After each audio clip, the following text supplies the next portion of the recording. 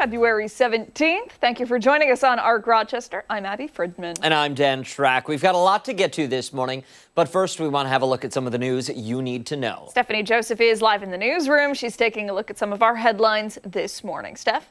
Hey there, guys. Good morning.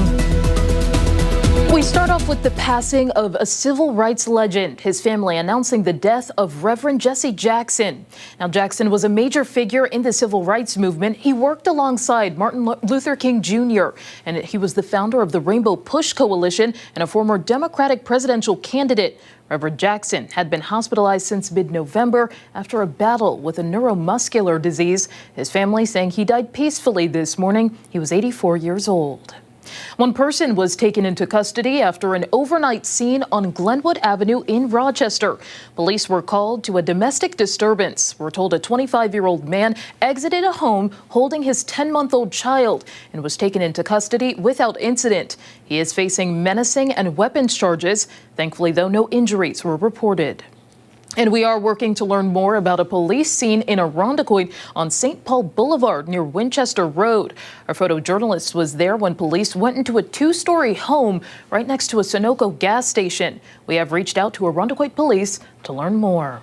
And also this morning, an employee in the Rochester City School District due in court today, charged with endangering the welfare of a child. Police say the incident involved Catherine Gibble and a 5-year-old at school number 7 last April. The details surrounding the incident have not been publicly released, but we're told it stemmed from a report from a parent of excessive force used by Gibble. And that's what you need to know. All right, Steph. Thank you. Let's get a look at what we have brewing now for the next 2 hours, starting with the countdown to the return of the Rochester Fringe. Show submissions begin today for the 2026 festival. And this morning, we're sitting down with organizers to talk about how artists of all genres can apply. Also, we're going to take a look at some of the venues that will be happening across the city. Mark is going to be auditioning for us live. He's been working on his baton twirling act for months. Exciting. And you know what? The fire is finally involved. A natural clown. What can we say? Absolutely. Then we're celebrating the start of Mardi Gras. He's sitting over there grinding his teeth. Mardi Gras this morning from colorful beads. He's threatening us with a table. He's threatening us right now with a table and a king cake. Colorful beads, a sweet king cake. We are bringing the party right here to the studio this morning and getting a little taste of New Orleans here. I hope we get to live to see it. I know. Then later, it's officially Shamrock Shake season this morning. We are talking all about the iconic green dessert from McDonald's. They're also giving back to a pretty sweet cause, supporting the local Ronald McDonald House Charities of Rochester. We're going to talk about how the sweet treat can benefit local families. Yeah, all good stuff. But before that, we do want to get a check of the forecast this Tuesday morning. Meteorologist Marty Snyder in the studio, and we are back in average territory, a place that outside of yesterday we have not visited in weeks. Yeah, nice little change there, warming things up a little bit, at least for February standards, not excessively warm or anything like that, but we're seeing at least some fog out there as well. That's something different than what we have been seeing over the longer term, but we are seeing that setup. That cloud bank continues to sink down just a little bit across the area. Temperatures have been dropping back just a very small amount, so that's likely been helping that process play out, but 39 currently, and we're going to see temperatures mainly hold in that near 40, maybe even lower 40s range as we head into the afternoon. Now, a quick check of the timeline as we head through the next 24 to 48 hours. Notice today just a mainly cloudy day, kind of quiet, above average for those temperatures. But as we head into early tomorrow, we have to consider the fact that I think we will see at least some type of mixed precipitation, likely some freezing rain to start the day, and it may flip over to more so rain as we head a little deeper into the day as that rain line tries to push north, but never really totally gets through the entire area. So again, that's something we're watching for early tomorrow and then even into the day tomorrow to a lesser extent. So that's the biggest thing we're going to be watching for that longer term. But today about 42 for a high, tomorrow only 34, so only a couple degrees above freezing. We don't really have a big margin to work with there, so that's going to be that issue. 35 into Thursday, and then temperatures settle back into the 30s for the upcoming weekend. But today, again, fog, one of the bigger issues we're going to see today, a little more of that off to the west especially, so just keep in mind that that's out there for the day today if you travel around. I'm not going to complain about it. No, you can't. No. You really can't. I think we also used all of our complaints during the month of January. We did. We did it. When I broke that fast, my complaint fast, whoo! Yeah. I let it loose. The floodgates opened. They sure did. Sometimes you gotta, though. You gotta let it out. You do. All right, Marty, thank you. We appreciate it. Sure. Hey, let's go off the top and start with some of the things that have piqued our interest this morning. I'll start things out today, and I want to talk about the afterlife, not spirituality, algorithmically. Meta was recently granted a patent for technology that could allow an AI system continue posting for you even after you die. Yeah, posting from beyond the grave. The patent says a language model could be trained on your posts, your comments, your DMs, your voice notes, your digital history, so that if you're absent or dead, your account could continue to like, comment, and respond as if you were still very much online and alive. The document even says that when a user dies, the impact on followers is severe and permanent. So the solution is apparently to keep you active. I'm sorry, but I don't want a birthday message from Grandma because we buried her last year. Dan. Like, no. Rita, you stay there. Stop. Are we ready for this? Like, this is wild. Meta says it has no plans to move forward with this exact example, but the fact that someone sat in a room and wrote a patent for a digital immortality, that says something, right? Yeah. Strange times. We already joke that the internet never forgets. Now it might never let you go. Researchers call this tech grief, and they warn it could become an ethical minefield. Who consents? Who controls? The clone. Who does this? What if your digital twin starts having stronger opinions than you ever did when you were alive? We've got deep fakes of historical figures. We have AI voices that sound uncanny. Now we're talking about your account continuing to post vacation photos from hell in my case, but that's okay. I like the heat. Stop. What's wrong with you? On one hand, it could help influencers take a break, I suppose, but on the other hand, I don't need my Facebook page becoming a ghostwriter. At some point, we have to ask a simple question. Is this comfort, or is this just another way to for the feed to never end? Because if I'm ever gone, I would like to think that I can finally stay logged off for good. Yeah. And not keep getting tagged, That would be nice. liked, Yeah. downvoted. You don't get downvotes, do you? On Reddit, Oh. isn't that I don't downvotes know. there? I'm scared of Reddit. I don't like to go there. Me too. Okay, you know, I hate this. I really, Right? really do. Because I hate social media as is. And like, I really, if I didn't have to post, I never would. So, quick story time. Growing up, had an educator, Ida Massaro, fantastic English teacher. She died probably 7-8 years ago. Her nephew, though, great-grandnephew or something, some family member, was given access to her accounts and started to post on her behalf. And at first, people were shocked and alarmed, and what is happening right now? And then a family friend said, we think it's so-and-so who's doing this. Just so inappropriate Yeah. to see any comment coming from someone who's no longer here. Right. You know, if it's the mentality of like, your loved one wishing you well from beyond the grave or whatever, like that's one thing. But you know what? Whatever happened to like writing letters for every birthday? You know what I mean? There you go. Like, or a nice letter if you know that your time is near. You know,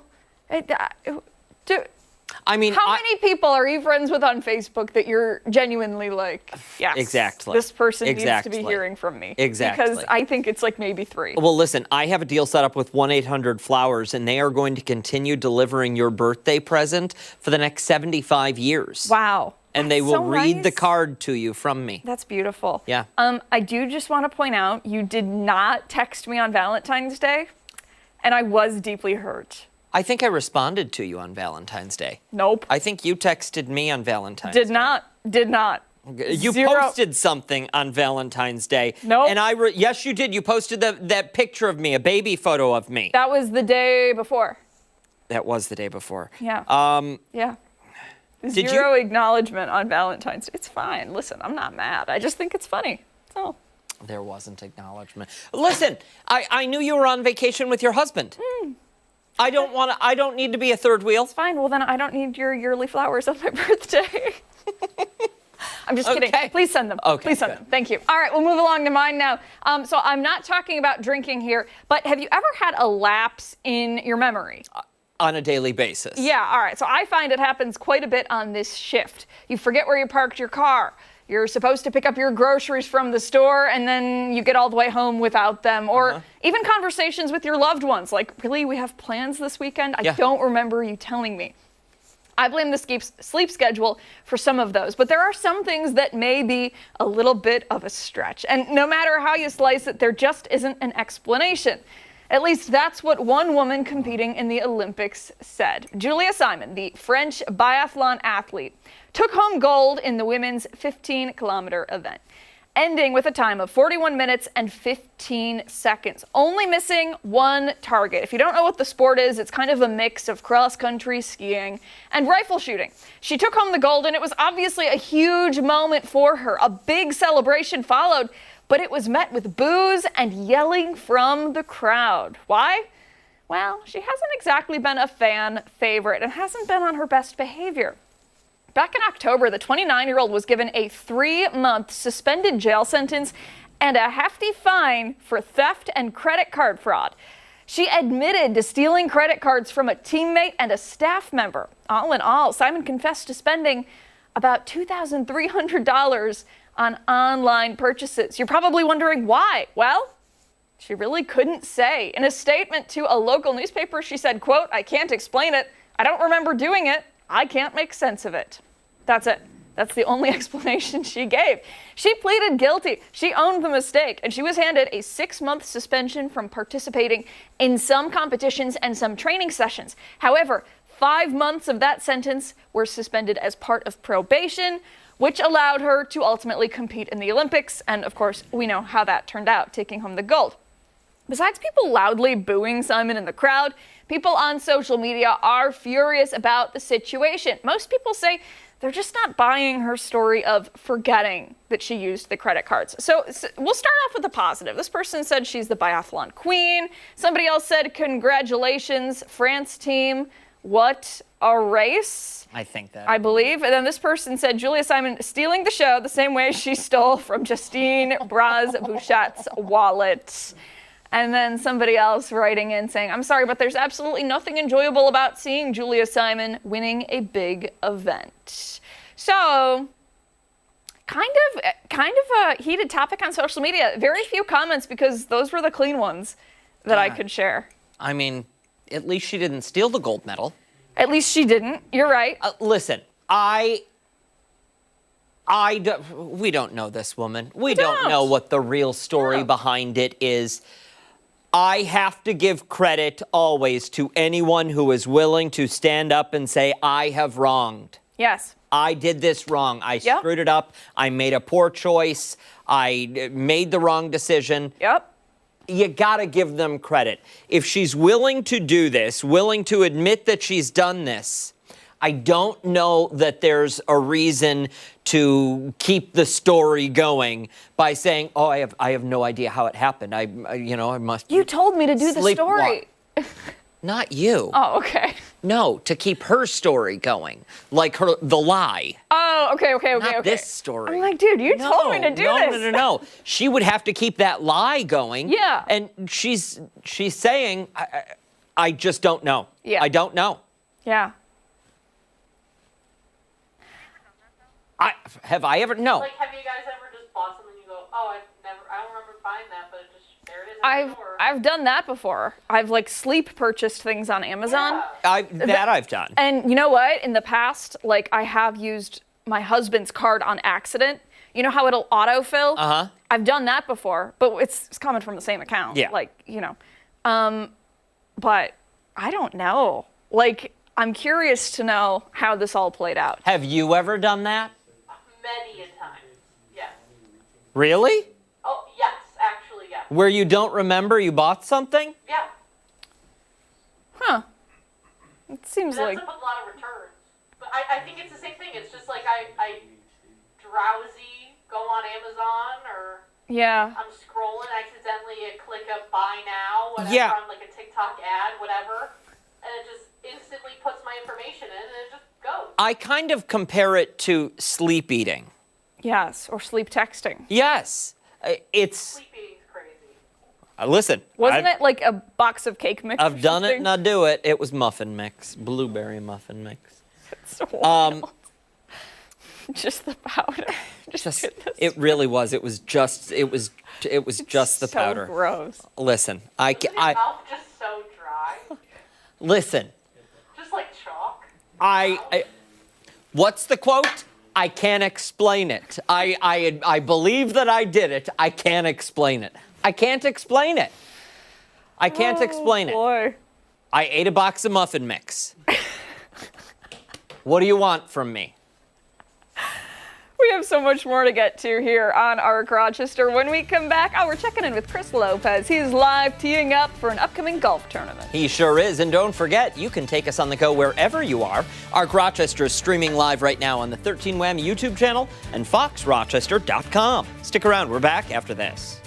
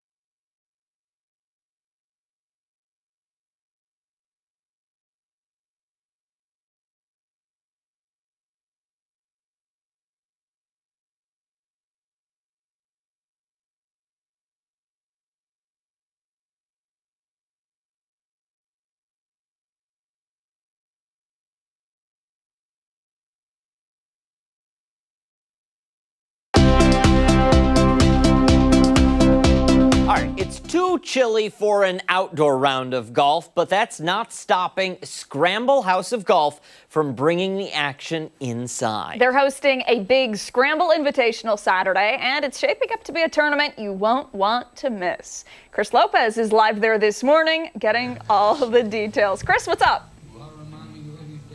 Hey, good morning, guys. Yes, first tee time is at 8 o'clock. Then you have another one at 1 o'clock and another one at 6 o'clock. I believe I hit that correct this time. We will also have information on our website as well, so you can check that out. If you're looking to get some golfing in this Saturday, it's open to anyone, all skill levels, all ages. We just talked to a 14-year-old.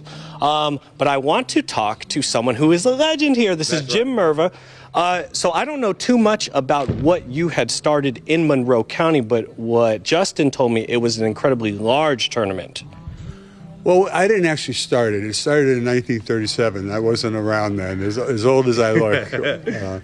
But one of our members wanted us to upgrade our local tournament called the Monroe Invitational. Okay. That was in 1985 or so. And it only took him a couple of years, and he got some of the best college players in the country here. And we had some great winners along the way. DJ. Was indoor golf a thing back when you started? Oh, God, no. It's no. Although I had a friend locally, and Justin knows him as well, and he had a local club repair shop, and then he put in a simulator, which was the first one in this area, and now most private clubs have it.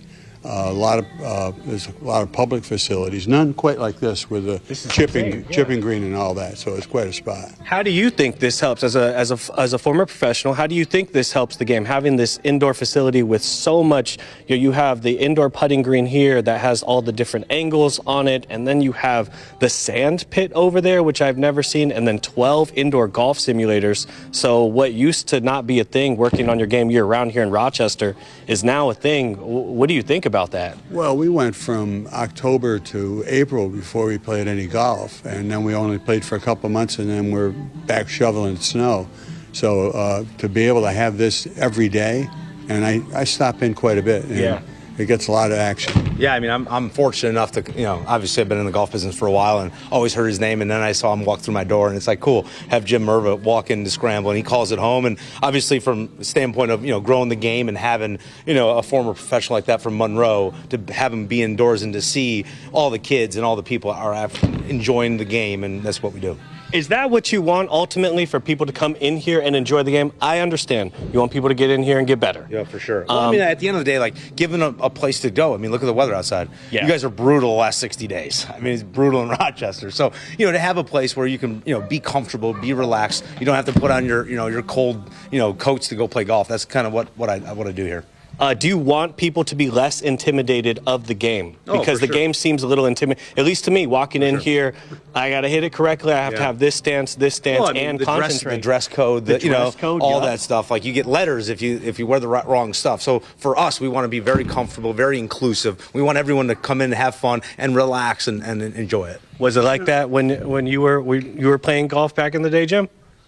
Well, we had a pretty good junior program even back in the 60s when I was growing up. So we were fortunate, but most places didn't have that.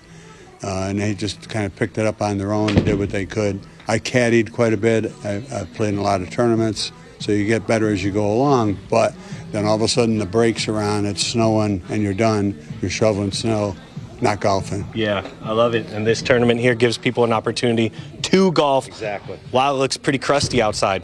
I'm going to send it back to you guys in the studio for now. Coming up next, there's a very young female golfer that we're going to be talking to who is in the tournament on Saturday. So stay tuned. We'll check back in with you guys at about 8:40. I can honestly say I've never heard anybody describe the weather as crusty. Crusty?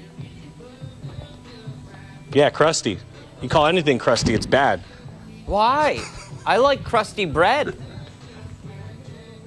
All right, with that, maybe that's the exception to the rule and not the rule. Wow. It's crusty outside, Dan. Yeah. All right. Okay. Interesting adjective. Thank you, sir. Crusty Chris. Crusty Chris. I like that. Oh, don't go anywhere. When Arc Rochester returns, it's time for weather trivia, crusty weather trivia. We'll be right back with Mark McLean.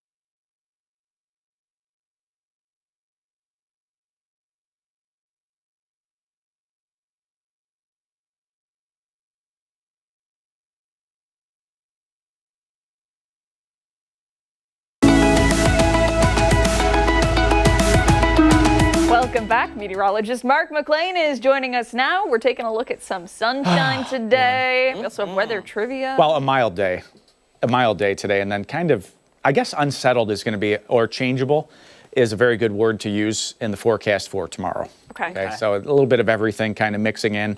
We'll see. Hopefully all the wrong things don't come together the right way for tomorrow. It's one of those deals. But Let's start with the sunshine. well, we can start with the weather trivia, and then we'll slowly work our way to maybe a few more breaks. It was nice to see it yesterday. It was the warmest day since January 13th. How about that? It got up to 47. It was nice. It was really nice. Really? 47 was the high? Yeah, it was an overperformer Wow. because that sunshine stuck Spectacular. around for the afternoon. But hey, we're talking about cold today. Some bitter cold days this winter. We've been sub-zero 5 times, but not records. Do you know what the coldest high temperature on record is for the city? If you go back through time, was at -4 on January 17th, 1982, -2 on January 13th, 1914, 0 on January 17th, 1994, or was it 2 in the bitter cold February of 2015? Coldest high. Hopefully I've got the right answer loaded this time. Yeah, we're hopeful you do. Yeah. I think I know. Yeah? I mean, I've got to guess. If I'm not wrong, you talked about this last week. It's possible this could have came out in a conversation. I mean, it was so cold. I mean, we were just talking about cold. Yeah. It was a constant cold. But it was nice to get a little break, though. I mean, 47, we'll take that. It was Yeah. melting some of the stuff that's out there. Yeah. The back roof. Sometimes we get some ice jams and ice dams, and all that ice is melting away now. So it's like peace of mind. Yeah, I it don't have is. to worry about the water coming in, and so we'll have that answer anyway at 9 o'clock right here on ARC Rochester. I want to talk about fog on the way in this morning. We had some pretty good pockets of fog out there, and it's warm air sitting over cold land or snow cover, and it comes in, and what happens, that air condenses, and it turns into this fog that we have outside, and we call it fog, Chester. As warm air No, moves. we call it fog. Okay. Chester. Okay. Fog, Chester. Okay. Get on a plane and get out of here. It typically occurs with a warm front in the wintertime. Dan may be leaving us for a while after this. Current visibility, about 1.5 miles in Rochester, but only 0.2 in Batavia. And look at Buffalo, just 1/10 of a mile. So that's a point of concern off to the west. That's where if you're driving, you need to start slowing it down when visibilities drop that low. And because of the chance of fog really through today, tonight, and early tomorrow morning, there is a dense fog advisory in effect for all of western New York through 7 a.m. tomorrow morning. So just keep in mind as you travel around that conditions could vary from place to place and time to time. Kind of looks like you're inside the shower, right? Look how low that ceiling is, 500 feet. That means the cloud deck is really dropping down with that visibility. I would expect that visibility to be variable, likely between maybe 1/2 mile and 3 miles through most places in western New York this morning. West at 7. Now, here's the interesting setup, and this is where we're at right now. We're on the, quote, warm side of the high, so we've got temperatures that are in the 30s to near 40. That boundary separating us from the cold is up to the north, but there's going to be a wave of low pressure coming in from the west, and that's going to move this boundary around a little bit over the next 24 to 36 hours. So what's going to happen? We'll stay on the warm side of it today, and we'll get into the 40s again. So it's a nice mild day coming up. But overnight tonight and into Wednesday, notice how that boundary sinks to the south. Okay, so that opens the door for a little bit of cold air to move into western New York. And that pink color on your screen, that's the chance for a little bit of light freezing rain. We'll see a little bit of a mix, and possibly, as you see that snow move back in, a changeover back to snow through the afternoon. It's really going to be dependent on how far that boundary sinks to the south as to what type of precip and how much of those precip types we see in the forecast for tomorrow. We're fairly confident that we'll see a light glaze of ice early tomorrow morning, okay? And it just remember, it doesn't take a lot of ice to really be, you're walking 1/10 of an inch, 2/10 of an inch is enough to slip off your feet. It's enough to put a glaze on the car windshield.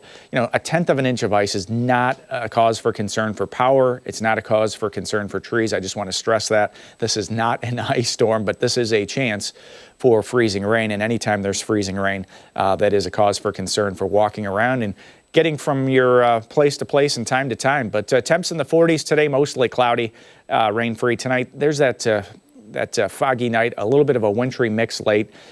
The weird part, when you look at the 7-day, that high temperature for tomorrow is at midnight, okay, or just after. So it's one of those weird days where the temperature stays steady or slowly falls through the course of the day. So even though you see 34, I think much of the day tomorrow is spent right around 30, and we may see another wintry mix like this play out again on Friday, because this boundary that's hanging around it's not gonna move west to east. It's gonna kind of hang out north and south and just go back and forth.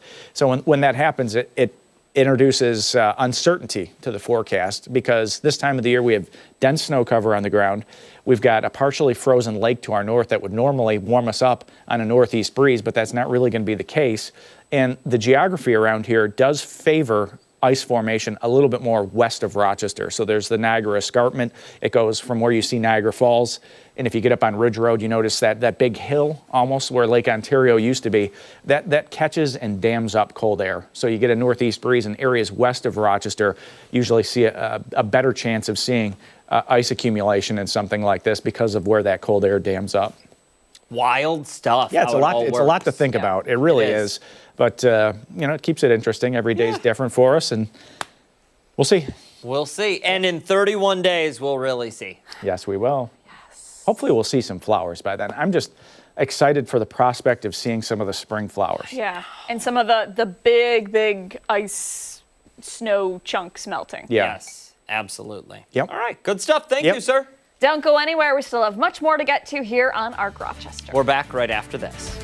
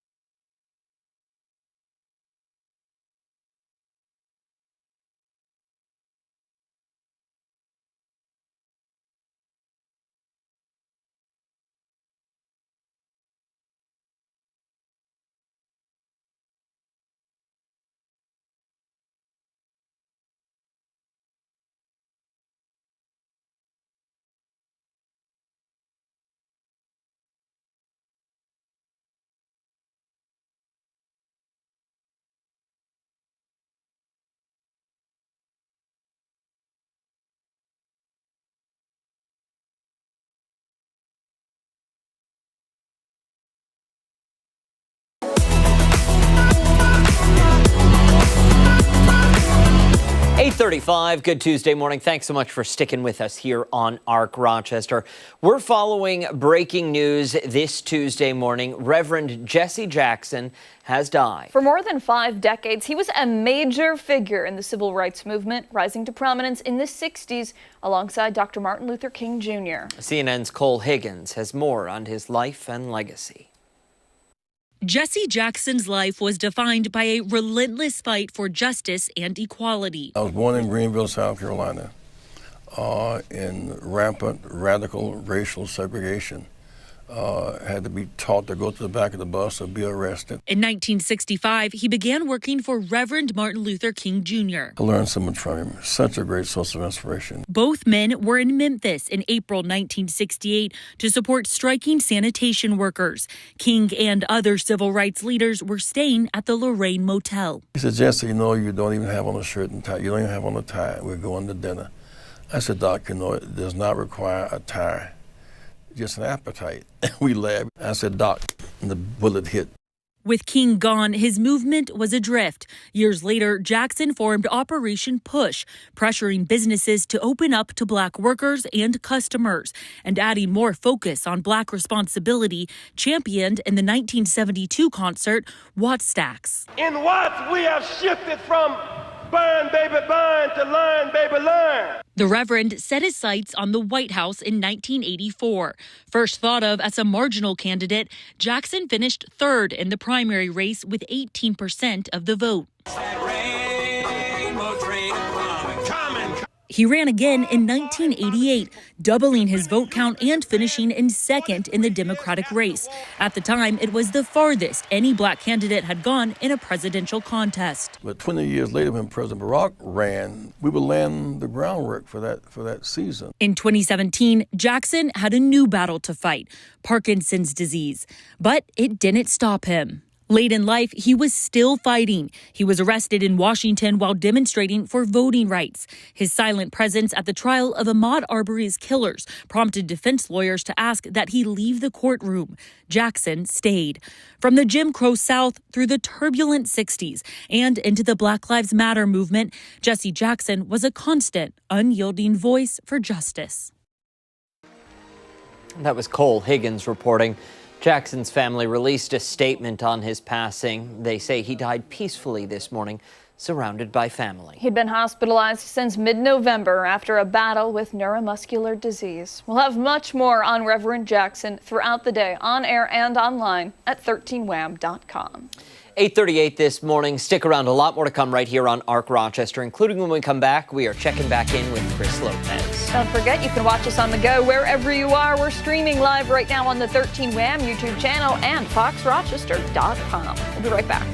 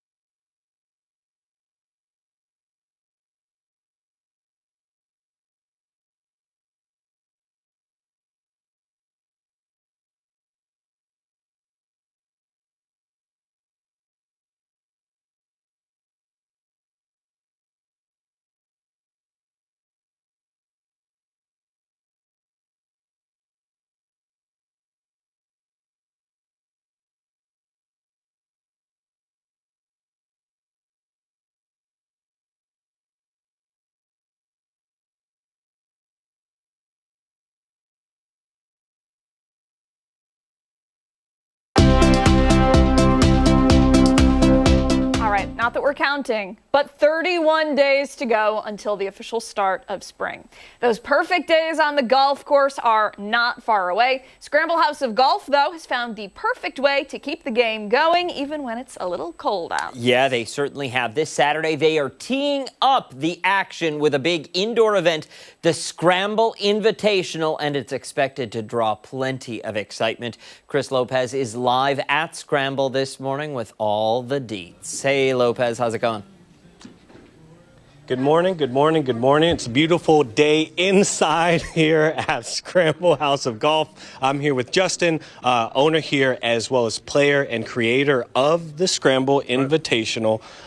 Let's get the details for anyone that's watching right now that may know someone that may want to join or wants to join themselves. How do they sign up? Yeah, then it's easy, right? Facebook, Instagram, social media. We'll probably give you a link to sign up. 8, 1, or 6 tee times, basically open to anybody. It's a 27-hole, 2-player basically event, whether it's young, old, bad, or good. I want to have everyone in the house. It's Philly versus Rochester? That's right. I actually included my one in Philly because they've been talking about Rochester a lot, so now we got a little Philly versus rock comp. And then we're pivoting over to girls in the game of golf. Yes. It's grown significantly, and I know over the past few years, very significantly, especially with a ton of indoor golf facilities 100%. Coming around. I mean, the big thing is the access, right? We want to give access to everybody, and to give somebody a place 24/7, they can hit balls whenever they want, come in, and a lot of women, girls, men. I mean, it's kind of like anyone can do what we want to do indoors. Where do you see the role of women in sports when it comes to golf? Basketball, it's grown so much with Caitlin Clark. Yeah. Does golf have a star like Caitlin Clark to drive, or has that not come yet? I mean, obviously, the YouTube game's gotten big, influencers, stuff like that. Yeah. But, honestly, a lot of people like hometown kind of, vibes and to give, women a chance to play golf because we know we have all men's clubs, all that stuff. Yeah. So, for us, women for Skramble is a huge thing, and obviously Harper is, one of our good players. And what's the atmosphere? You did a smaller size tournament not too long ago. What's that atmosphere like while all the golfers are in here? I mean, it's one of those vibes that you just can't understand when you got 12 bays going, you got 40 people playing golf, hitting balls. We got live leaderboards from Philly to Rochester, so everyone's kind of getting in there. And obviously, it's just a fun day for everyone to come out. Okay, first tee time 8 o'clock. Let's go.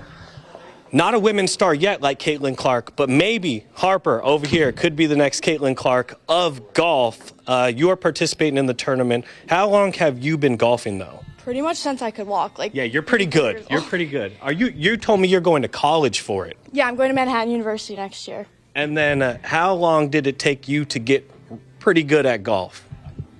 At least 5 years. 5 years? Yeah. And what was that like, that progression? Did you want to quit, or was there some rough times? My brother, my dad were really into it, so it was really just me messing around with them, and then I started taking it a lot more seriously. And there's been definitely a lot of ups and downs, but... What's been your best year of progression?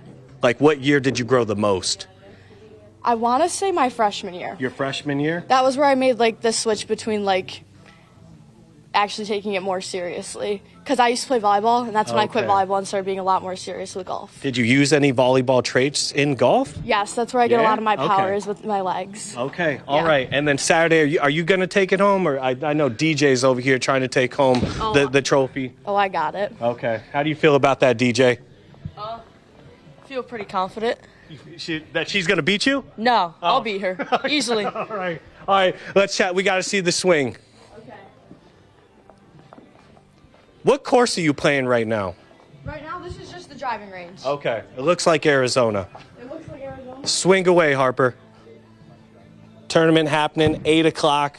Another tee time at 1 o'clock. Last tee time, 6 o'clock. Bomb. Anyone can join. The carry game, oh, man. What, 250? Yeah. Is that yards? Yeah. Love it. Back to you guys in studio. Dan, Abby, Steph, Marty, Mark, you can join. Chris. Back to you guys. She is spectacular. I want her as my partner for the Dan Shrek Invitational. Yeah, man, she's going to college for it. Of course she's good. She's amazing. So, Chris, do us a favor. We were talking during your hit. We are planning the Dan Shrek Invitational Jerks for this talking during my hit. Yeah, Well, we were talking It was over on you. topic. During this coming summer, see if they're willing to host it for us, the Dan Shrek Invitational. I will. I Okay. think that's a go already. We talked about that in the 740 hit. You missed it because you were on break. Dan Shrek Invitational is a go in the year 2032. I cannot confirm. I'm sorry. Yeah. All right, Lopez. Thank you, sir. When we come back on this Tuesday morning, the Rochester Police Department will join us for this morning's Crime Stoppers. We'll have more on the other side of the break.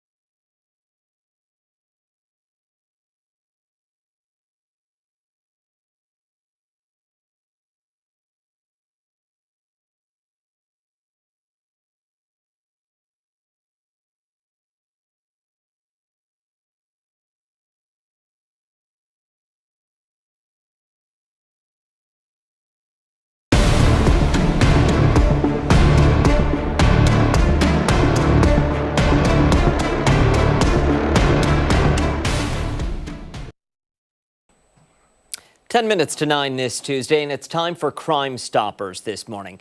Rochester police are asking for the public's help identifying a suspect in a shots fired incident from just last month. Yeah, for more on the investigation and the circumstances surrounding this case, we're joined now by Detective Jared Corello. Good morning. Thanks so much for being here. Good morning. Thank you guys for having me. So this was not that long ago, just last month that this case began.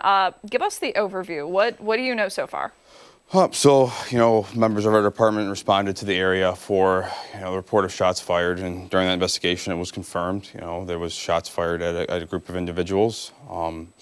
We've gathered a lot of, video and evidence so far, but now we're kind of looking for the public's help in trying to identify who our suspect is. And this all played out on Van Auker Street, correct? Yes, sir. Were there any injuries? Was anyone actually hit in this shooting? Thankfully in this incident, no. But, with like any of these other, instances where people are shot at, sometimes it's just, inches. It's a matter of, seconds, time, inches. And thankfully, again, no one was hurt, but it's, still a very serious offense. And it's important that we try to identify who this individual is, to further prevent any other type of violence to our community. And is it this person that's highlighted on the screen right now? Yes, the gentleman in the maroon hoodie. Can you tell us what we're seeing, what we're watching? So this is some surveillance video that we were able to collect shortly before the shots fired incident took place. Okay, and what building is this? This is 150 Van Auker. It's like the main high-rise of the Van Auker Street, Van Auker apartment area. Okay. And the individuals who were shot at, what were they doing at the time? As far as we can tell, and as far as the investigation indicates, they were just kind of hanging out in front of their home.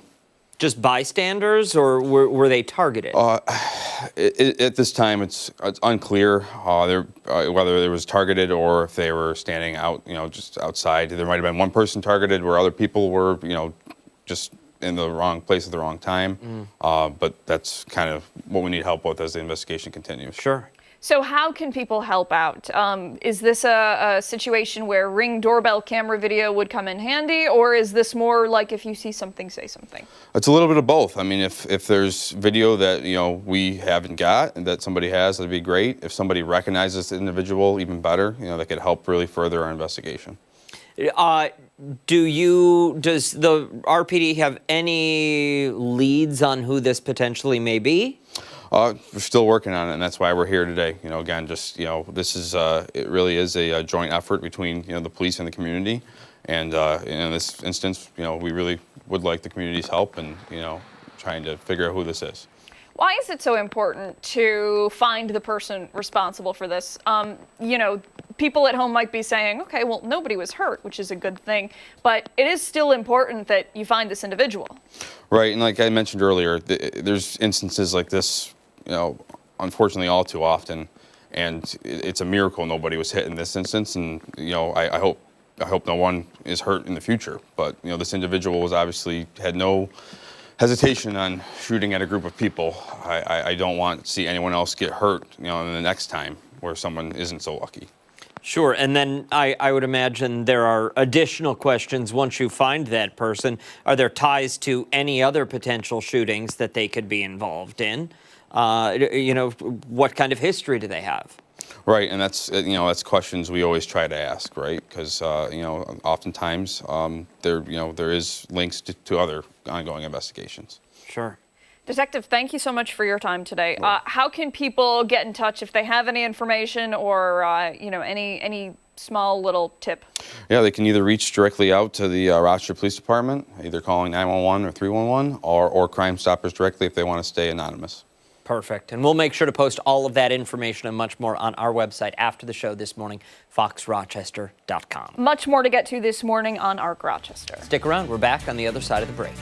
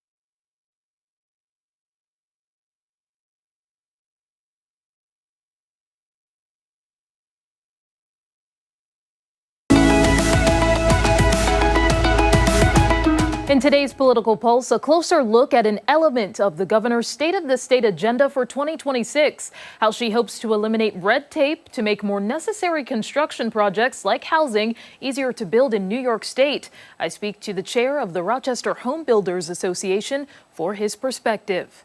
That's all coming up in our 9 o'clock hour. Arc Rochester returns after this.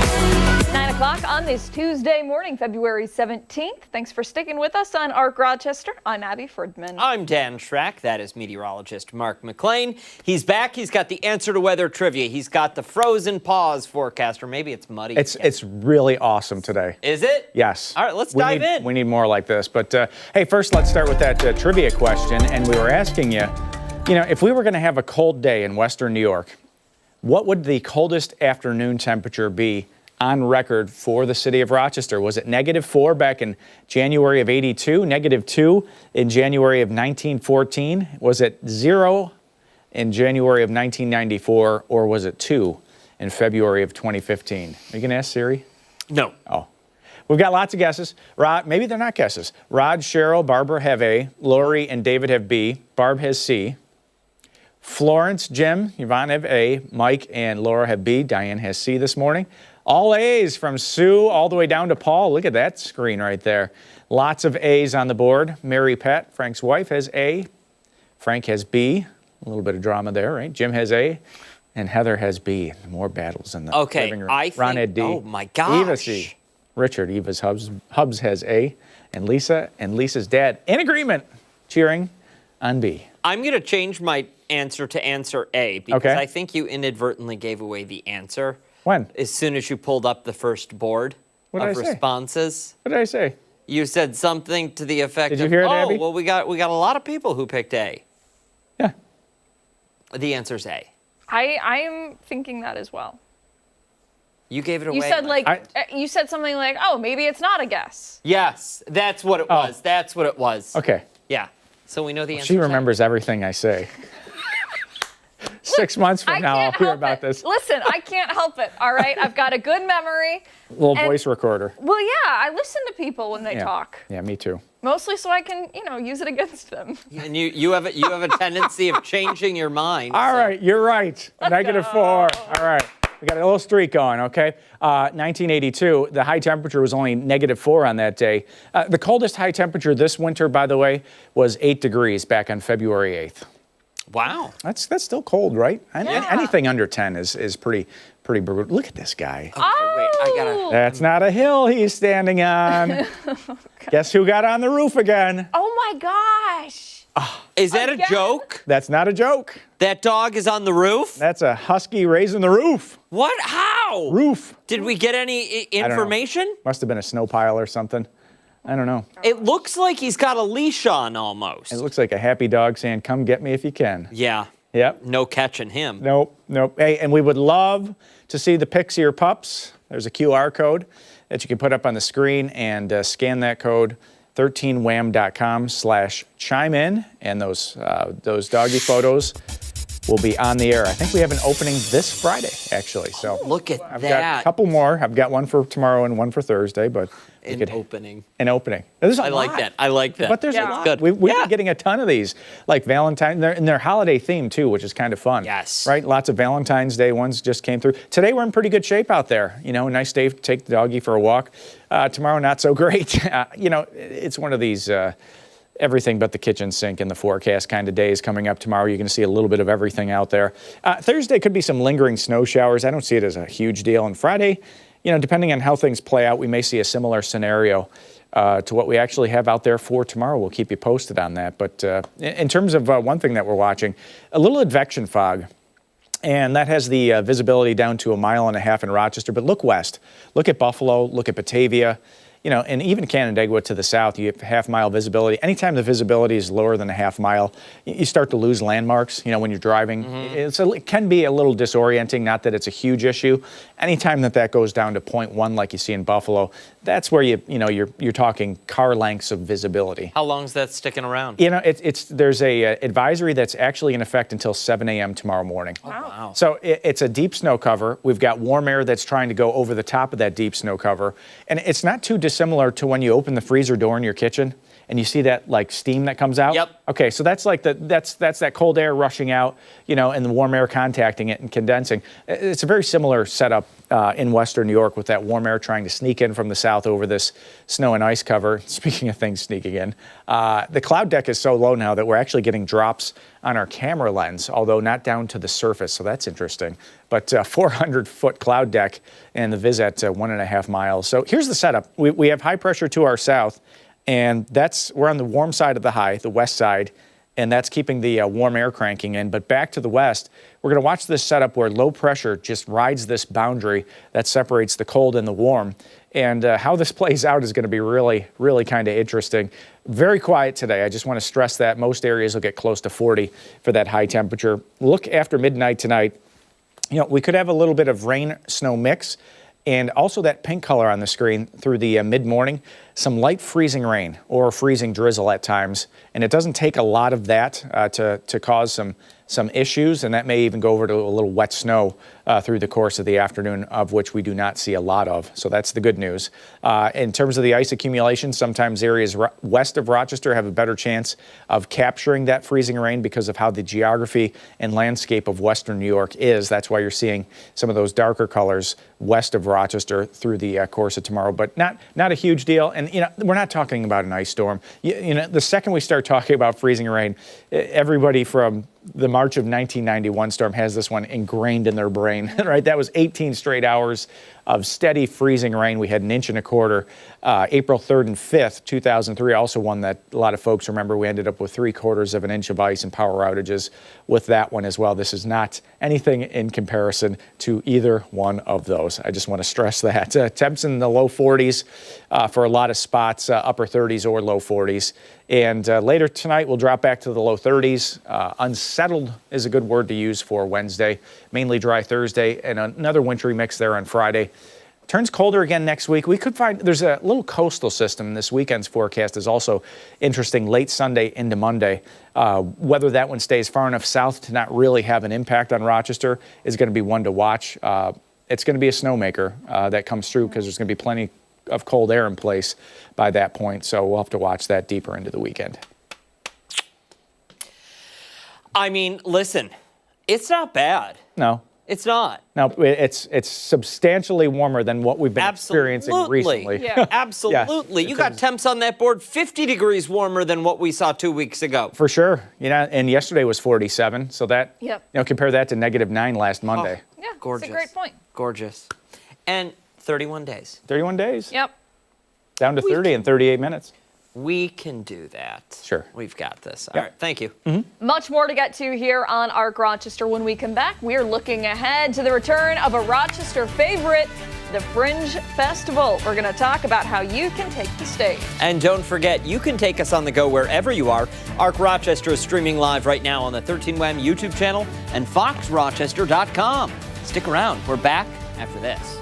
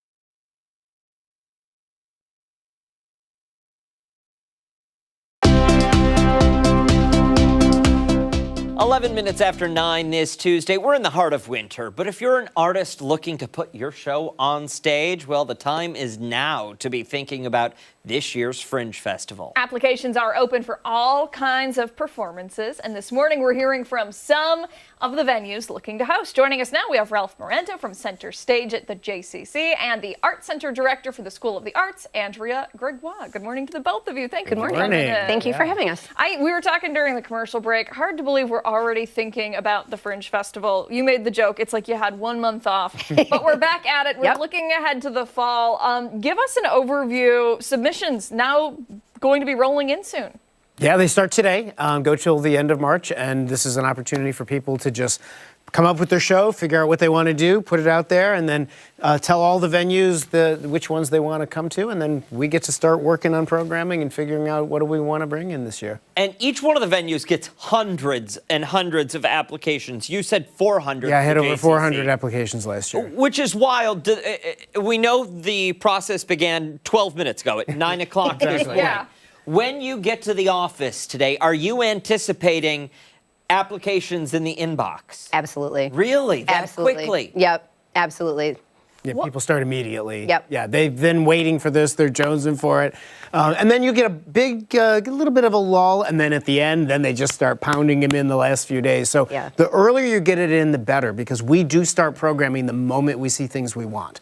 And I've had times where people submit things at the very end, and I don't have any spots for them. Yeah, me too. I mean, they're the great shows. They're probably going to sell amazing, but we have filled every spot. So apply early, apply often. Very good. And what does the application process look like? Yeah, so the artists go to rochesterfringe.com and they click on the submit your applications. They go to a backstage page.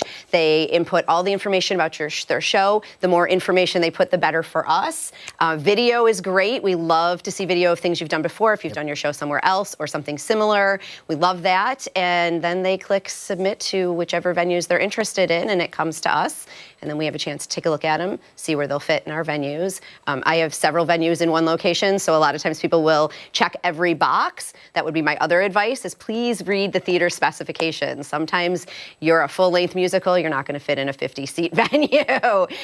So be careful about that, but then we just start making offers. And one of the cool things is that they don't have to pay anything until they get their show accepted. Okay. Once their show is accepted, then there's an application fee and all the things that you negotiate with your venues, but there's no cost for anybody to apply. You got a show, put it out there, let's see if anybody wants it. Yeah. I mean, this is perfect. Say you had a charming duo who was prepared to put a show on its feet. Could they audition for you live and in person?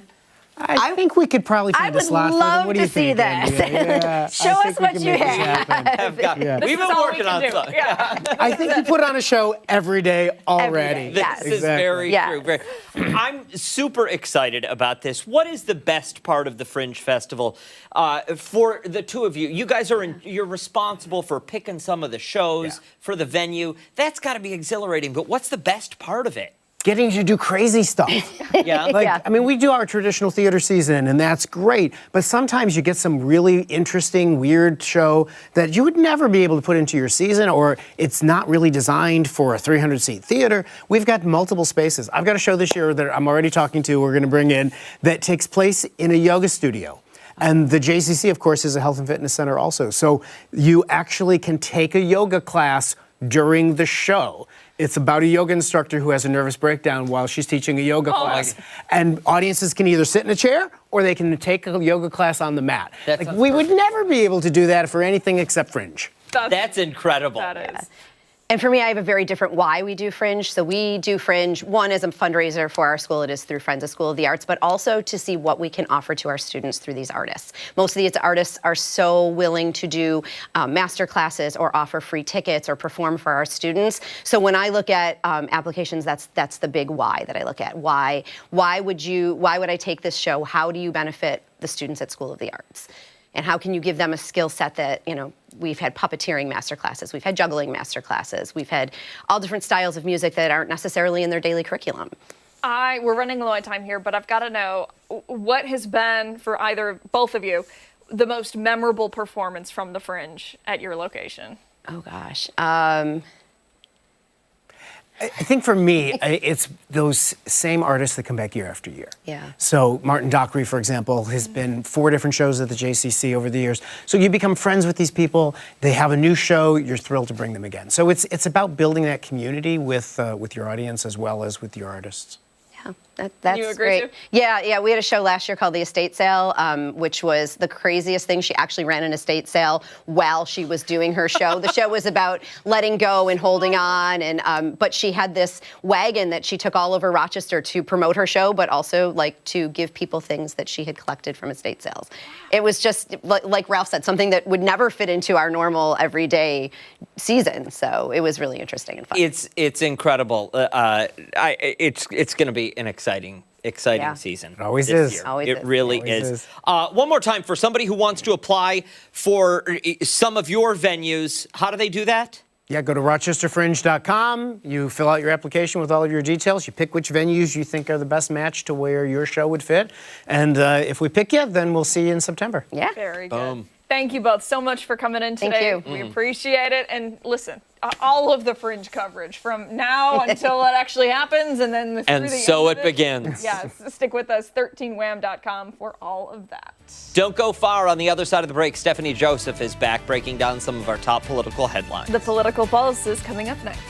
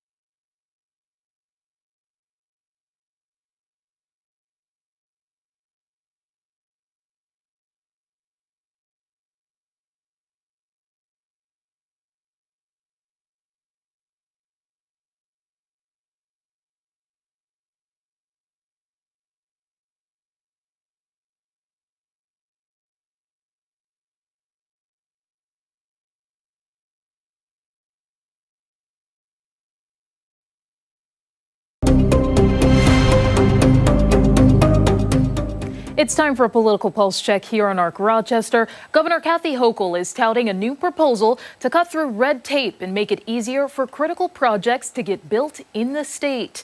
It's referred to as the Let Them Build agenda. A major component is reforms to the State Environmental Quality Review Act, or SECRA, which was enacted in 1975. Last week, Hochul called it duplicative, as projects are already subject to a separate set of state and local regulatory requirements for environmental protection. She also said working families are ultimately paying the price. Right now, in the great state of New York, it takes 56% longer to build a project here than in other states. That's wasted months. It's even years of delay. You got to ask who even wants to build, right? If you're a developer, you can go anywhere. Higher rents, fewer homes, fewer good-paying jobs. And for more on Let Them Build, I'm joined by Jim Barbado, the chair of the Rochester Home Builders Association. Good morning to you. Good morning.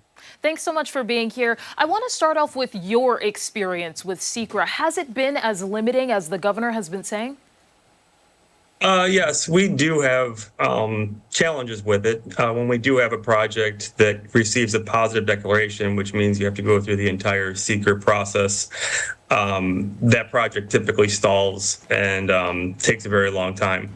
But many of our projects get a negative declaration and we don't have to go through that full SECRA process. Yet still they take 2 to 3 years to get through the approval process.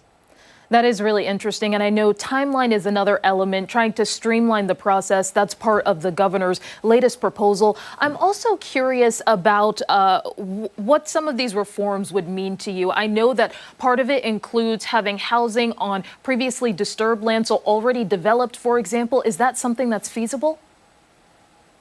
That would be really more of redevelopment in the city. The primary, new housing communities that we see are more suburban and on vacant land.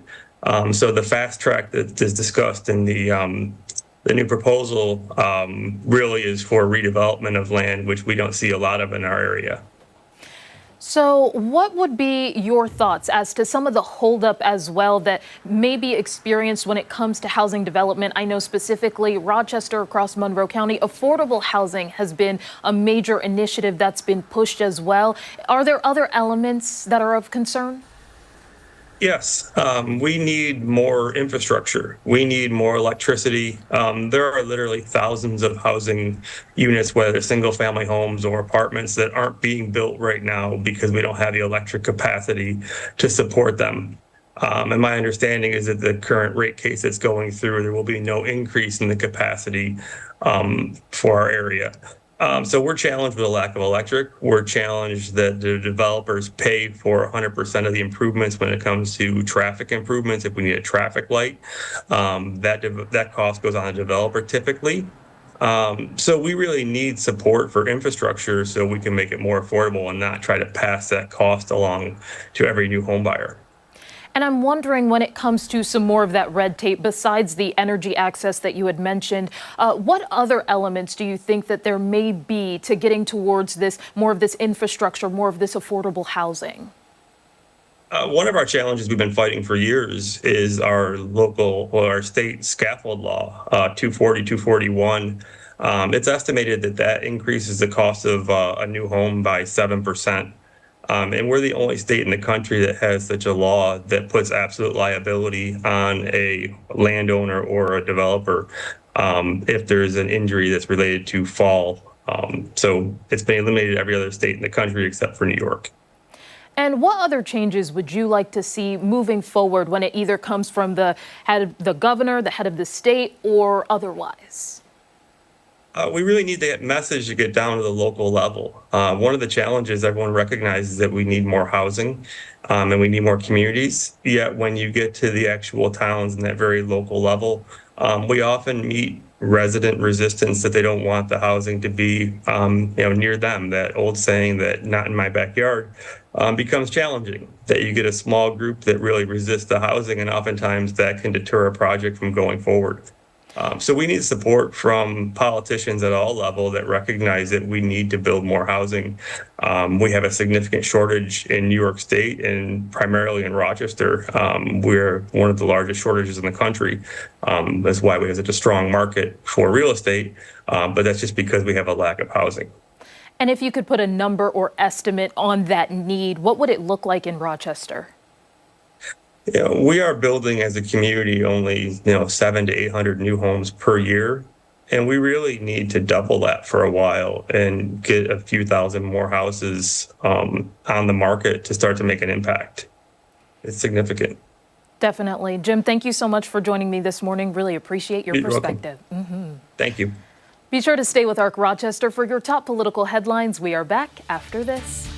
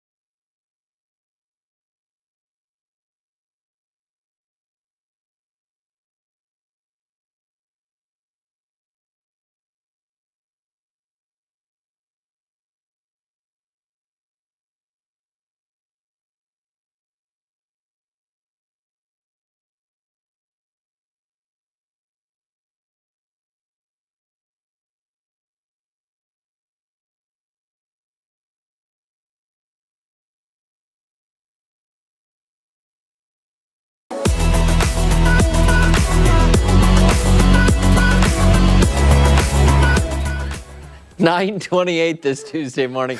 Thanks so much for staying with us here on Arc Rochester. We have the gang all here because it's time to celebrate Mardi Gras. Oh boy. It says, when the saints go marching in. Oh, when the saints go marching in. Oh, Lord, I want to be in that number. When the saints go marching in. I just love the look on Steph's face. Every time I walk She's into. in constant shock when she has to work with us. Bro. But you know what? She handles it with grace. She does. She does. And then she She does. goes home and she's like, why did I? I know. Bangs her head against the wall. We have got. Oh, are we We're supposed to? Yeah, this Oh, we're morning we're supposed to be celebrating reading. the festivities by learning more about the origins and some of the traditions. So, here's some information for you. Mardi Gras is a Christian holiday and a popular cultural phenomenon that dates back thousands of years to pagan spring and fertility rites. Okay, it's also known as Carnival or Carnival. It's celebrated in many countries around the world, mainly those with large Roman Catholic populations. Takes place on the day before the religious season of Lent begins. I didn't know you could read. That's amazing. Good job, buddy. They're always so welcoming. Yeah, such big words, too.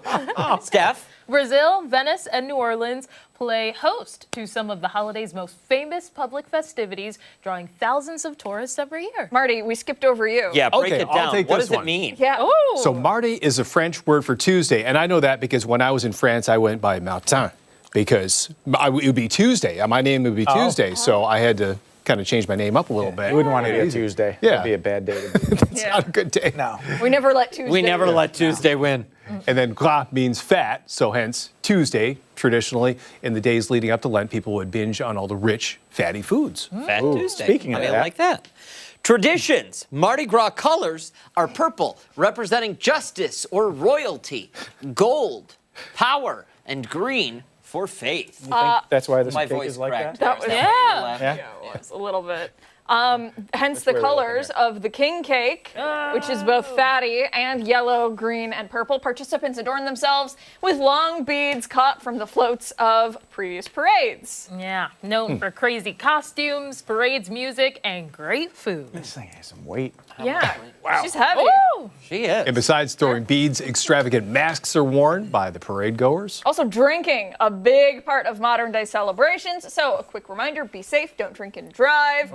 And, all that good stuff. Popular Mardi You're Gras scaring foods me. include gumbo, beignets, jambalaya, boudin, and of course, king cake. Which is that thing right According there. to the Christian faith, Jesus first showed himself to the three wise men and to the world on January 6th, also known as 12th night or the Epiphany. Yes. Each king cake has a baby inside to represent baby Jesus. The lucky person who receives the slice of cake with the baby has the next king cake party. I didn't know that. So are we diving in here? Well, hang on. Let's see. You take which camera are we going to? All right. Oh, Jesus, there he is. Right there. Right in the center. What is he supposed to be on the top? Okay. Guy. No, he was since supposed you Was he can't edible? eat, Give him, give him a little since you bite. can't eat the cake, Dan, you get to take baby Jesus On on your vacation? trip. Yep. Okay. Okay, so it doesn't look like baby Jesus, my friends. This looks. It just seems wrong. It is. It's just like What a. did you expect baby Jesus, like with the hair? Yeah, I thought it was gonna be like a swaddling. That's what I was going to say. Is that the swaddling clothes? like No. He 3D looks printer like we're error. potty training. Reading Here. printer error. No. He does. He's in a seated position. Oh my What do you want? Look. Who's, Oh, watch out. You just can't throw him like that. Oh my God. I would have thought it would have been something different than this. This is what came with it? Yeah. Really? Well, it's usually I thought it like would've had, like, stuffed a- inside. Buried in there. But are you supposed to? Mark, go. What color? We don't do that? Whoever gets whatever? Yeah, maybe the purple. piece of cake with that in it Yeah. is supposed to host the party next. But I thought it was baked in. I didn't think it was That's just It's sitting. what I supposed thought to be. too. Yeah. Yeah. But when you buy, this is came in not- saran wrap, Not great. people. I'm gonna It's just not go on homemade. the I record. think we also There's just tried punch stuff cake oozing out of this. last year. Punchki? Yeah. Yes. That's yeah, good. and Fuzz-Nuts. Yep. Those Like, were do we big. want big slices, little slices? Little slices. I Yeah. think Yeah. we gotta go big, but okay. Yeah. You're not eating What's it. in Right. this? Well, it's got like a cream cheese frosting. Yeah, on and it Really? said it I on didn't the even know top. that. I think. Yeah. What does it say? All right. I'm going to try to give everybody a little slice of this. There we go. I'll help you plate it up. Yeah. La Louisiana Bakery. That's all. That's La I don't know. Louisiana. I've always wanted to go to New Orleans. That's like Okay. on my I bucket. fling He's this, I'm mashing it. sorry. What are you doing, Mark? Ooh, look at this, and we've got it. Just carve this one up. There's a Let's just carve Netflix this one up. movie, People We Meet on Vacation, and one Look of the at places music. that they go, it's about two best friends. Yeah. Nolans. I'm going to knock And this yeah, thing out of your it's hand. New Orleans, they go there, and Oh, that's cool. it's beautiful. How It many looks like meteorologists does it take to I'm cut just trying to. He I- took it from me. I'm going to That's have oh it. my God. I just cut it up. No, Mark no. takes I cut the it up cake. so everybody can take a little piece of it. Oh, he's not giving you your own piece of cake. Get this whole He's cake and that's all we taking get? one piece, You and didn't he's want. like, You here, made this nibble. look so We're in a unethical. diet or something here? Look at this. I got you. What is that? Here. Got you covered. Great. Here. It did. That's I've got you great. covered. There you go. Thank you. There you go. Take The one piece back. of cake Mark is handing out is There. great. The 13 No. WAM Weather Authority app would never let me down the way that you just did. Wow. She is on fire today. Yeah, yes. Well, McLean, You are living up to your New Year's resolution of being much meaner. I'm sorry. This is angry at me. we have had to say something. Here you guys, to you her need twice plates. this No, morning. I'm gone. No, oh, okay. I'm gonna eat it right off All the right. plate. Yep. All right. Yeah, just think it's from the cake. Bon, Yeah. bon appetit. Just keep eating. Don't give it to anybody else. Okay, here we go. We'll take you? her. There's It's a all knife in I got there. one for you. I got one for you. Okay. Going everywhere. We'll make It's another not as one, gross as I thought it was going to be. Please, sir. No, it's probably delicious, isn't it? So what is it on the inside? What did we decide that was? It's like a, I don't know what it is. It's Does it tasty. taste like a coffee cake, like something you would eat at it's falling in a apart. church basement on a Sunday? Exactly Yeah, what it tastes that's like. exactly. There you go. I You don't just take even the, know. Oh, take take it. the whole thing, yeah. Thank you. I'm just trying to be polite. Yeah, I appreciate The it. music was a nice touch, Sold. Ashley. Yeah, Sold. it's nice. We need the beads. Throw me something, mister. Oh no. Oh, no. Please. Unfortunately, Chris, No, but you Where's have to- HR? It's like Yeah, a. when I can't give you beads unless you do something. Oh, you One want more me? piece. You want me to do that? Charleston. This is like Charleston. Mark, show me your forecast. Uh-oh. I'm going to need a little Jesus for that. That's a sacrilege right there. All right, don't go anywhere. We've got a lot more to come right here on ARC Rochester, including when we come back, we are enjoying another sweet treat this morning, but this one gives back to those in our community. And don't forget, take us on the go wherever you are. Uh-oh. Streaming live. What? Something broke. That? I don't know. It shifted. We're all good. We're all good. Okay. All right, join us live. We're on YouTube. And thank you.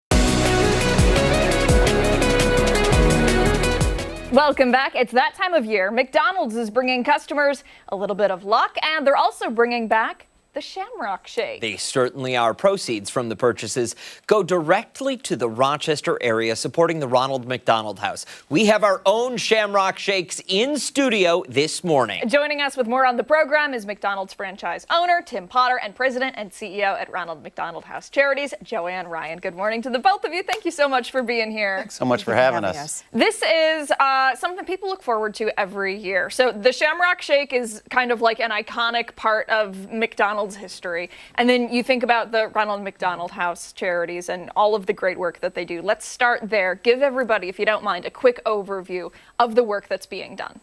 So we keep families close to their children in care. Children that are critically ill or injured that come to our region for top-of-the-line pediatric care are really blessed to be here in Rochester for that care. But Ronald McDonald House wraps our arms around the family while the children are here. And you do an incredible job doing that. And this is this something that is done with franchise owners across the country and Ronald McDonald House? It is. This is. And we are so fortunate to have our owner-operators, our forever and founding partners. And while families are with us, they come as often as they need, they stay as long as they need. And it's for children 21 and under that are in care for any reason. As long as they're in care, their families are welcome to stay with us. I imagine over the years you've had so many families who have been impacted. Do you have any idea how many in our area have come through your doors? Well, we serve families locally and abroad, those that come to the region. We think we're probably close to about 18,000 families at this point, and that's 36 years of care here locally. We were the 128th chapter to open in the world. It's a global mission, and there are almost 300 chapters in 65 countries. It's amazing. Do you ever sit back and think for a second, 18,000 lives, and then the number of lives that those lives that you helped, they're impacting? Yeah, it is incredible. And we have, the gift of seeing families come back with wonderful stories of hope. They come through our doors typically in the most difficult times of their lives. And they leave hopefully with their child well. And just hearing the stories as they come back it's a gift. Tim, tell us a little bit about how local McDonald's will help out the Ronald McDonald House Charities. Absolutely. So starting today and for the next 4 weeks, we're donating 1/4 of the proceeds of each Shamrock Shake sold back to the Ronald McDonald House. It really is incredible. And people love the Shamrock Shake. Am I right? Do. It is absolutely a fan favorite up here, especially in upstate New York. We've had tremendous success moving this product. It's been fantastic for us. And Why do you think that is?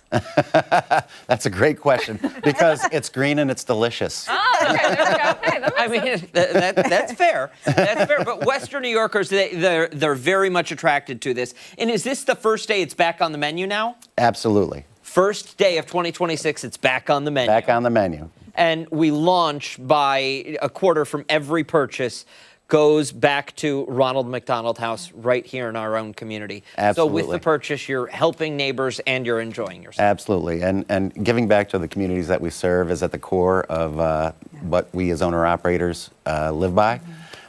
We absolutely do everything that we can to support our local house. It is our charity of choice. And when you're getting your Shamrock Shake, don't forget to round up as well. All your local owner-operators are small family businesses looking to contribute to the house the best way they can throughout the year. Very good. Love that. Thank you both so much for coming on today. We appreciate it. Thank you for all of the work that you're doing. And we'll post all the information for you over on foxrochester.com. Stick around. When we come back, we are taking a look at some of the stories that have people talking this Tuesday. We're back on the other side of the break.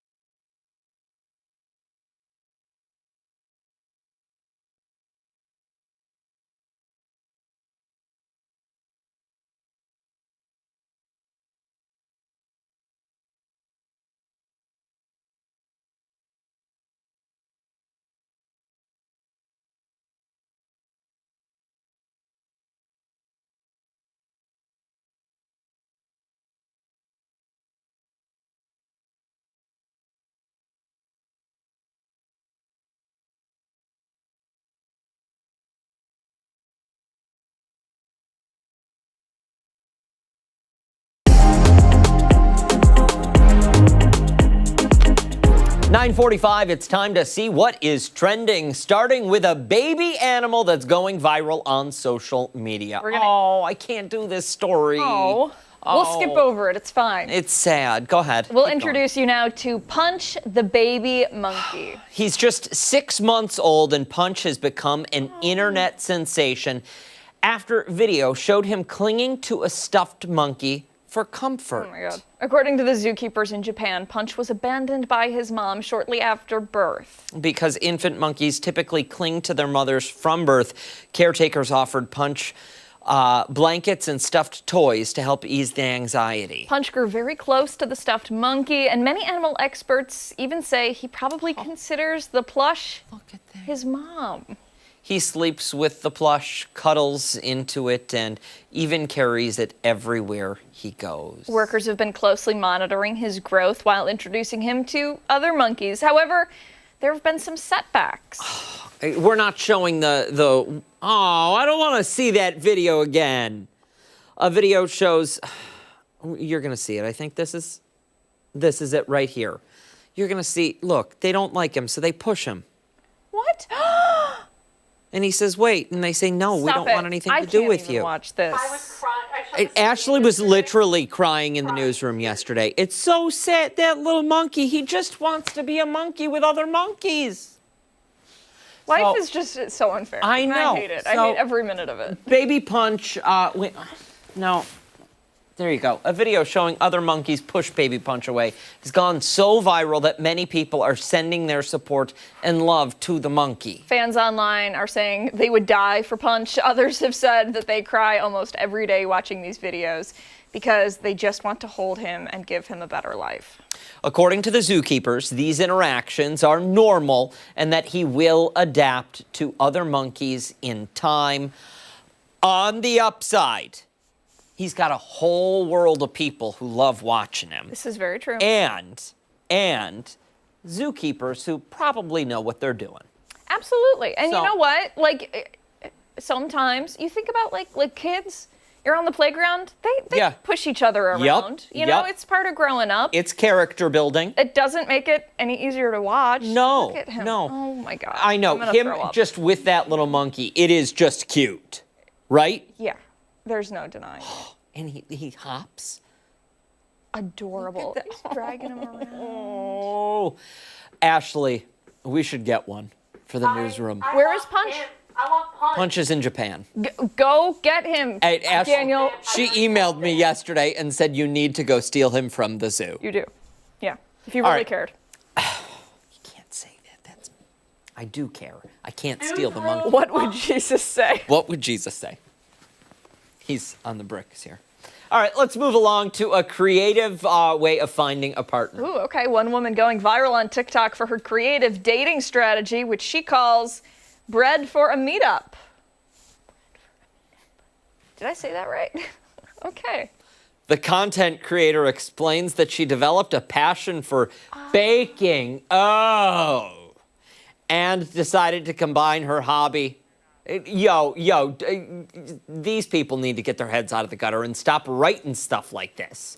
Hobby with swiping on the dating app Hinge. Her approach is handing out free loaves of homemade sourdough bread to her matches. She started this January. She says the idea solved two totally unrelated problems in her life: finding a purpose for all the bread she was baking and continuing her hunt for love. Now she meets her matches and personally delivers freshly baked bread to them. She claims that some of these men beg her to bring them bread. Goodness.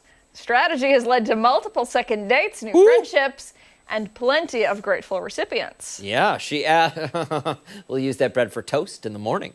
She adds that the project has made her feel proficient in sourdough baking and like she's doing a good deed. She said giving away sourdough became this super chill 5-minute interaction where she could meet someone, hand them a loaf, and just feel out the vibe without committing to a whole date. Although she has not found love yet, she says she's dedicated to continuing this project. She has even started to trade baked goods with some of her matches.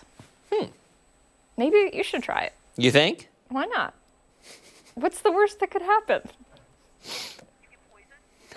well, you get poisoned. Yeah. Yeah. All there's right. always that risk. There's always that risk.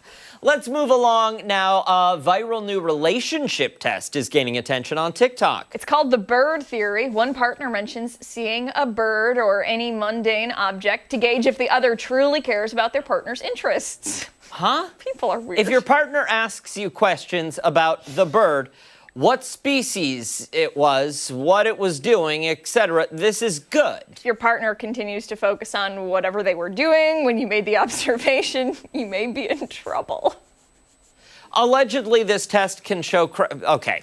this test can't show cracks in relationships, and it's not a compatibility test. Sorry. Okay, well, the test may sound stupid. It's actually based on psychology. I don't buy it. Oh, okay, wait. Is it bids for connection or birds for connection? It's birds. That's my bad. Okay. Birds for connection, or the ability to share small and seemingly insignificant details from the day, are essential to healthy relationships. Sure. I don't need to hear about the bird you saw on the way to work. Well, professionals say they foster a sense of trust, emotional safety, and closeness within the relationship. So here's the thing, for me at least. If I said to my husband, I saw a bird today, he'd probably be like, are you okay? Uh-huh. That's it? That's all you're gonna say? Because I yap a lot. For me to just come right out and boom, I saw a bird today, he would immediately know that something's up. Yeah. Same for him. You got to paint a picture, tell a story. You didn't just see a bird. Where did you see the bird? What was going on? Where were you? We're journalists Who were you also. with? The follow-up questions are natural. I can't guarantee my response with the follow-up questions would be like kind. I'd probably be like, yeah. Well, so what? Like, because the topic is terrible. If it was something like, listen, I listen. I care a lot. But like, if you just come right out and say I saw a bird today, I'm gonna be like, and? See, I'm not even going to ask What the are you follow-up saying question. over there? What are you saying?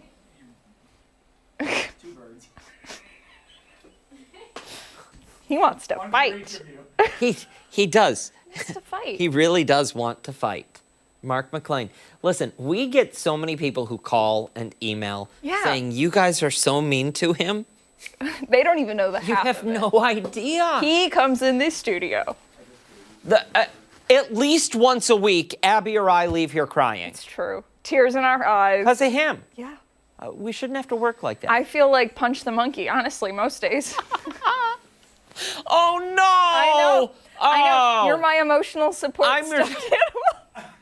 All right, let's move along to it. We don't have time for the other story. Oh, so no. when we come back, we're going to give you our final thoughts. Yeah, we'll be right back.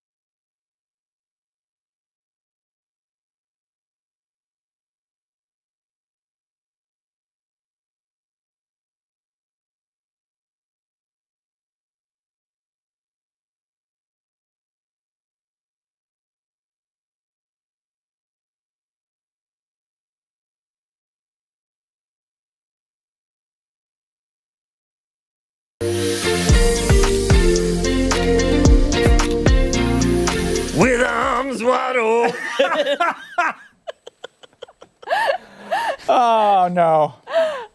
Every time we do stuff like that, we need another camera just zoomed in on Steph's face. It's just horrified every time. And in case you're wondering, there was actually 2 birds in the studio for the last segment. One for both Dan and Debbie. Listen, True. It's an international I got 10 greeting. more, my friend. I got 10 more, okay? Oh, man. What a day. What a show. It was fun. Busy. Yep. It was. It felt like a Thursday. The cake was better than expected. The cake. I wouldn't I had know. very low expectations going into that. Did you eat a slice beyond the little bite you took? I had some of the center. Oh, okay. So, Okay. yeah, it was good. Did you like it? Yeah, Yeah? cream cheese wasn't bad. Yeah. What else did we have? Oh, sign up for Shamrock Fringe shake? Fest. Yep. Shamrock shake. They're gone. Yeah. There's lots Crime of, Stoppers. lots of green lips out in the newsroom right now. They're in the freezer, I think. Oh. Farewell, Dan, for now. Yeah. Oh, farewell, Dan, for now. Yes. We've loved having you on the show. He'll be back next month. I'll be Yeah, back literally. on the 2nd of March, taking a little vacation. Have so much fun. Thank Please you. be safe. Are you packing your friend? Bring Jesus Yes. with you. Yes. I'm going to take baby Jesus, and he's going to take photos. He's going to be a social media Around the world. superstar. Yeah. Yes, he is. Gotta start a social media account for him. Will you still be live on TikTok every day? I don't know. Okay. The time difference is Oh, substantial. That is, yeah. So it's 14 hours ahead. Oh, wow. I told him that we have to call him at least once. Okay. Yes. Okay. So that puts you at 10 o'clock at night if we call? Is that right? Did I just do the math? well, right now it's 10 here, so it's midnight. Oh, midnight, yeah. Midnight for the start of the show, though. Like if, Yeah. So we're gonna be doing the show, and he's gonna be out partying. Tell us if you get into that club. Oh, the old people club. The no old people club. Yeah, nobody over the age of 40. Oh, 40? Yeah. Oh, I thought it was older than that. No. Hey, that does it for us here on Arc Rochester. Make sure to wake up with us again tomorrow morning starting at 4:57 over on 13 WHAM ABC. That's it. It'll be these ones. Yeah, Steph and Mark will be there later today for 13 WHAM News at midday. Bye.